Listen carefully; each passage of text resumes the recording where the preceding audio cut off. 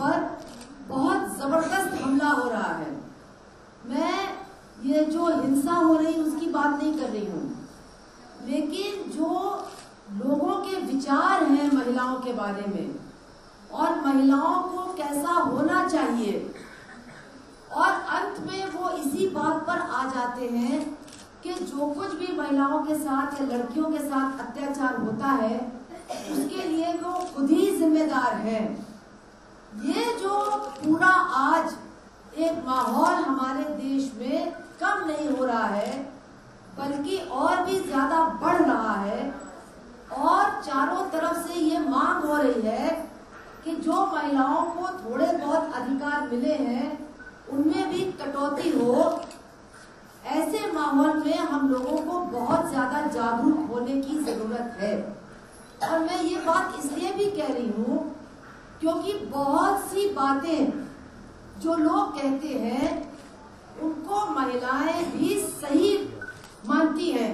मतलब बहुत सारी महिलाएं भी इस तरह की गलत बातें कहती हैं, क्योंकि हमारे देश में एक तरफ तो परंपरा, संस्कार ये हावी है हमारे ऊपर, रीत रिवाज ये हावी है, और दूसरी तरफ जिसको हम कहते हैं पुरुष प्रधानता की सोच, वो बहुत दूर तक हमारे समाज के अंदर जा चुकी है और हमारे मस्तिष्क को भी यानी महिलाओं को भी प्रभावित करती है।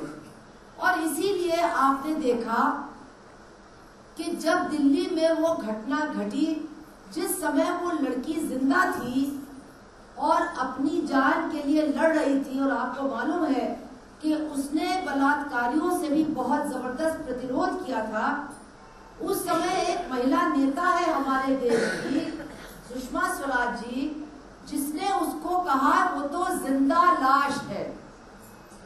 मतलब उस शब्दावली के पीछे सोच क्या है कि जिस औरत के साथ ऐसा हुआ है वो तो समझ लो मर गई। तो ये जो औरत के बारे में सोचने का तरीका है कि अगर हमारे साथ अत्याचार होता है तो हम उससे मर नहीं जाएंगे, वो एक अत्याचार है, हम उसके खिलाफ लड़ेंगे और जो अत्याचारी है उसको कटघरे में खड़ा करेंगे। ये हमारी सोच बहुत स्पष्ट होनी चाहिए। तो इसी तरह से और भी बहुत सी बातें हुई थी उस समय। आपको मालूम है कि आसाराम बापू ने कहा कि भाई ताली तो दोनों हाथ से बजती है। उस लड़की की भी गलती थी। क्या गलती थी उस लड़की की? कहते उसको तो उनके पांव पकड़ करके कहना चाहिए था कि तुम मेरे धर्म भाई हो, और अगर वो ऐसा करती तो जरूर वो उसके साथ फिर ये अत्याचार नहीं करते। तो ये कितनी बड़ी बकवास की बात है। अरे उनकी बात छोड़ दीजिए, हम घरों में देखते हैं पति या पिता नशे में या वैसे जब मारना शुरू करता है तो आप चाहे जितना पैर पड़ो वो मामला बंद नहीं होता है। तो मेरा कहने का मतलब ये है कि इस तरह की सोच के खिलाफ हमको अपनी आवाज बुलंद करनी पड़ेगी। और जो ये कमीशन बनाई गई, मैं आपको बताना चाहती हूँ, सरकार ने दबाव में, ऐसा नहीं है कि सरकार को पता नहीं कि उसको क्या करना चाहिए। जितनी बातें आज कही जा रही हैं वो कितनी बार पहले भी कही जा चुकी हैं कि पुलिस अपना काम ठीक से नहीं कर रही है, सरकारी जितने विभाग हैं वो अपना काम सही नहीं कर रहे हैं, सरकार में बैठे लोग और नेता वो भी महिलाओं का उत्पीड़न कर रहे हैं। ये सारी बातें कही जा चुकी हैं, सरकार को सब कुछ मालूम है। लेकिन जनता जब बिल्कुल सड़क पर आ गई और खास तौर से हमारे नौजवान और नवयुवतियां आ गए और बिल्कुल हटने को तैयार नहीं थे, तो उनके गुस्से से बचने के लिए सरकार ने ये कमेटी बनाई। लेकिन फिर भी हमको खुशी है क्योंकि 3 जो सदस्य थे इस कमेटी के, वो तीनों के तीनों इस काम के लिए बहुत ही सही थे। एक थे जो हमारे सर्वोच्च न्यायालय के मुख्य न्यायाधीश रह चुके हैं, वर्मा जी, जो हमारे राष्ट्रीय मानव अधिकार आयोग के भी अध्यक्ष रह चुके हैं और जो पहले बड़े व्यक्ति थे जिन्होंने गुजरात के सांप्रदायिक दंगों की सच्चाई को उजागर किया था और उसके खिलाफ एक रिपोर्ट भी बनाई थी और कहा था कि गुजरात में सरकार ने गरीब बेसहारा मुसलमानों का नरसंहार किया है, उनको मतलब उनके खून के साथ गोली खेली है, ये वो है जस्टिस वर्मा। फिर एक महिला थी लीला सेठ, जो हमारे देश में सबसे पहली किसी उच्च न्यायालय की महिला अध्यक्ष रही हूँ। और तीसरे एक बड़े वकील हैं गोपाल सुब्रमण्यम। और मैं कहते कहते जरूर कहूंगी कि सरकार ने कमेटी तो बना दी और कमेटी को एक छोटा सा कमरा दे दिया, उनको मतलब कोई कर्मचारी भी नहीं दिए अपने काम को करने के लिए, लेकिन लोगों ने खुद आकर के एक एक महीना 12-12 घंटे रोज काम किया है, क्योंकि वो समझते थे कि ये काम होना चाहिए और इस देश के अंदर महिलाओं की जो हालत है, उनकी जो असुरक्षा है, वो खत्म होनी चाहिए। तो उसके बाद जस्टिस वर्मा ने जो रिपोर्ट दी है, आपको समझना होगा कि इसका क्या महत्व है।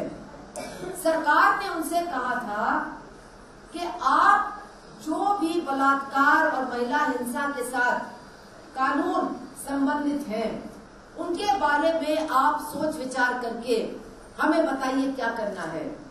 लेकिन वर्मा साहब ने सोचा, मैं ये कह रही हूँ, ऐसा लगता है कि मुझे सिर्फ सरकार की भावना का आदर नहीं करना है, वो जो लाखों लोग सड़कों पर आए थे उनकी भावनाओं का आदर करते हुए मुझे सिर्फ कुछ कानून की बात नहीं सोचनी है, बल्कि आज जो इस देश में कोई बच्ची, कोई औरत, कोई लड़की अपनी माँ के कोख में भी सुरक्षित नहीं है, अपने घर में सुरक्षित नहीं है, अपने घर के बाहर सड़क पर सुरक्षित नहीं है, स्कूल में सुरक्षित नहीं है, काम पे जाती है तो सुरक्षित नहीं है, वो गांव में रहती है तो रात में शौच के लिए जाती है तो सुरक्षित नहीं है। मुझे ये पूरी जो असुरक्षा का माहौल है, इसको देखना है और इसको दूर करने के लिए मुझे कुछ सुझाव देने हैं। और उन्होंने बिल्कुल सही शुरुआत की। कुछ लोग कहते हैं, मैं भी जानती हूँ, जब हम लोग ऐसी बातें करते हैं तो कुछ लोग कहते हैं, हो कितनी गंदी गंदी बातें कर रहे हैं। कोई बात गंदी नहीं होती है, वो आपका दिमाग गंदा हो सकता है, लेकिन अगर हम शरीर की बात करते हैं और शारीरिक संबंध जो होते हैं उनकी बात करते हैं तो इसमें कोई गंदगी नहीं है। नियत हमारी अगर खराब हो तो वो गंदी होती है। तो जस्टिस वर्मा ने अपनी रिपोर्ट में पहली बात क्या कही है, उन्होंने कहा है कि हमको नए समाज की तरफ जाना है, हमको आधुनिक बनना है, मतलब हमारा दिमाग आधुनिक होना चाहिए। जबकि आज हमारे देश में लोग क्या कह रहे हैं कि भाई अपनी पुरानी संस्कृति को याद करो, अपनी पुरानी सभ्यता को याद करो, अपनी पुरानी संस्कृति और संस्कार के अनुसार चलोगे तो कभी तुमको कुछ नहीं होगा। और ये सिर्फ जो हिंदू समाज के लोग हैं वही नहीं कह रहे हैं, जो मुस्लिम समाज के धर्म गुरु हैं वो भी यही बात कह रहे हैं कि पर्दे में रहो, लड़के लड़की एक साथ मत पढ़ो, अपने दायरे में रहो, तो ही तुम बिल्कुल सुरक्षित रह सकते हो। तो जस्टिस वर्मा ने कहा है बिल्कुल सही कि ये बिल्कुल गलत है। हमारी संस्कृति और हमारी सभ्यता में इतना अत्याचार है कि हम इसको भूल सकते हैं। अब मैं आपको एक छोटी सी कहानी बताऊंगी जो इसमें नहीं है। ये बहुत पुराने जमाने की कहानी, जब लोग कहते हैं कि बड़ा सुनहरा युग था, वो कहानी आपको पुराण में मिलेगी कि एक काना बंदर था जो एक पेड़ में बैठा नीचे देख रहा था कि दुनिया में क्या हो रहा है, तो उसने देखा एक बड़ी सुंदर महिला जा रही है और फिर उसने देखा कि इंद्र भगवान उस महिला को बहुत पसंद कर रहे हैं, तो वो अपना भेष बदल करके धरती पर आते हैं और उस महिला के साथ बलात्कार करते हैं और फिर अपना चले जाते हैं स्वर्ग में। महिला के जो पति हैं वो एक बहुत बड़े ऋषि हैं, वो बहुत नाराज हो जाते हैं और आपको मालूम है, कहा जाता है कि जो ब्राह्मण का कोप होता है, उसका जो श्राप होता है, उससे तो भगवान भी डरता है। तो ये जो पंडित जी थे, इनके पति, इन्होंने तप किया और विष्णु भगवान घबरा गए कि इसके तप के सामने तो मैं भी मतलब खत्म हो जाऊंगा। तो वो नीचे आते हैं, माफी मांगते हैं और कहते हैं ठीक है, मैं इंद्र को कहूंगा कि वो आपके सामने आकर के क्षमा याचना करे। तो इंद्र भगवान नीचे आते हैं और स्वामी जी के चरणों में गिर करके उनसे क्षमा याचना करते हैं। तो स्वामी जी भी प्रसन्न होकर के उनको क्षमा कर देते हैं। तो वो जो काना बंदर है वो सोच रहा है, पर ये तो बड़ी अजीब बात है, मतलब बलात्कार तो उस औरत के साथ हुआ, बलात्कारी का पति वो भी प्रसन्न हो गया, बलात्कारी भी अब प्रसन्न हो गया क्योंकि उसको क्षमा कर दिया गया, विष्णु भगवान भी प्रसन्न हो गए क्योंकि उनको किसी ने भस्म नहीं किया। लेकिन जिस औरत के साथ बलात्कार हुआ उसका क्या हुआ? उससे तो किसी ने पूछा भी नहीं कि भाई तुम क्या चाहती हो। तो फिर वो काला बंदर कहता है, ये जो मनुष्य इंसान है ये तो बड़ा अजीब है और न्याय के बारे में इसकी सोच तो बहुत ही घटिया है। तो मैं ये कहना चाहती हूँ कि ये सोचना कि हमारा पुराना जमाना बड़ा अच्छा था और बड़ा मतलब आदर्श था, ये कोई बात है नहीं। और हमारा ये रिपोर्ट बताती है कि नहीं, हमको सच्चे माने में आधुनिक बनना है। उसका मतलब क्या है? आधुनिकता का मतलब है समानता, यानी बराबरी, यानी मसावात सही रूप में। आधुनिकता का मतलब है सबके अधिकारों का होना और सबके अधिकारों का सुरक्षित होना। और इसलिए वो कहते हैं अगर हमको आधुनिक बनना है तो ये जो कहते हैं हम शर्म, लज्जा, और इसको हम औरत के साथ जोड़ते हैं और कहते हैं कि अगर किसी औरत के साथ बलात्कार होता है तो हम ये कहते हैं कि उसकी बेइज्जती हो गई। ये शब्द हमको अब बिल्कुल बंद कर देना चाहिए। कोई इज्जती बेइज्जती नहीं है, उसके साथ अन्याय हुआ है, उसके साथ अत्याचार हुआ है और अन्याय करने वाले के खिलाफ हम न्याय को की मांग करेंगे कि उसको दंडित किया जाए। ये इज्जत और ये लज्जा, ये सारी बातें जब हम बीच में लाते हैं तो होता क्या है कि औरतें और लड़कियां अन्याय के खिलाफ मुंह खोलने से भी डरती हैं, क्योंकि उनको हर जगह बताया जाता है अरे अपने शर्म, मतलब तुमको शर्म नहीं आती, तुम बता रही हो तुम्हारे साथ क्या हुआ। तो अगर ये डर एक लड़की और एक औरत में होगा कि अगर मैं बताऊंगी तो मुझे बेशर्म कहा जाएगा, तो फिर वो अन्याय के खिलाफ बोलेंगी नहीं। अगर बोलेंगी नहीं तो अन्याय के खिलाफ हमारी लड़ाई भी खत्म हो जाएगी। तो ये उन्होंने सबसे पहली बात कही है जिसका हमें बहुत स्वागत करना चाहिए कि ये सोच बिल्कुल सही है।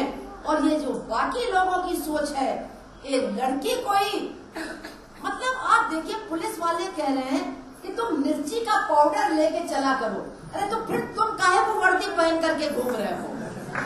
जब हमको पहलवान बनना है, जब हमको मिर्ची का पाउडर लेके चलना है, जब हमको रात को जल्दी भाग करके घर आना है, जब हमको किसी से रास्ते में बात नहीं करनी है, तो तुम थाना खोल करके क्यों बैठे हुए? तुम अपने थानों को बंद कर दो और अपने घर बैठो, हम अपनी सुरक्षा तो ये जो सोच है ये कितनी घिनौनी है, इसको हमें समझना होगा।